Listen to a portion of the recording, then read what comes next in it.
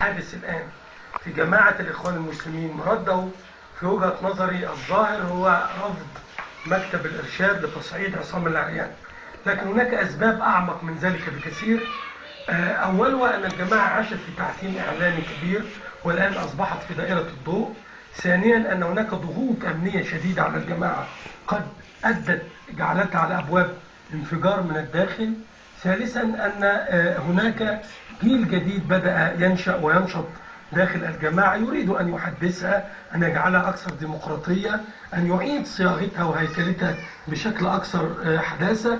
كل هذه الضغوط مجتمعة هي التي أدت إلى الانشقاق أو أبواب الانشقاق الراهن في الإخوان المسلمين. المرشد العام للإخوان المسلمين الأستاذ محمد مهدي عاكف قدم استقالته، و في مشكلة في اختيار المرشد العام الجديد حسب قوانين الإخوان وحسب لائحة الإخوان، إن إذا غاب شخص من المكتب الإرشاد، وهنا الأستاذ محمد هلال الله يرحمه هو اللي غاب، فيصعد من أخذ أكثر من 40% من الأصوات في آخر الانتخابات بشكل تلقائي إلى عضوية مكتب الإرشاد.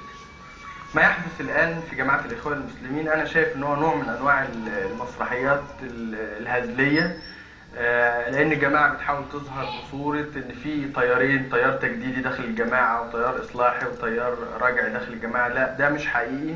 الجماعة كلها أفكارها واحدة. عبد المنعم الفتوح وعصام العريان هم رموز التيار الإصلاحي داخل الجماعة، ده لأن دورهم بيفرض عليهم. لكن في حقيقة الأمر عبد المنعم وعصام هم أشخاص عاديين جدا داخل الجماعة، اتربوا على أفكار الثقة والسمع والطاعة والبيعة.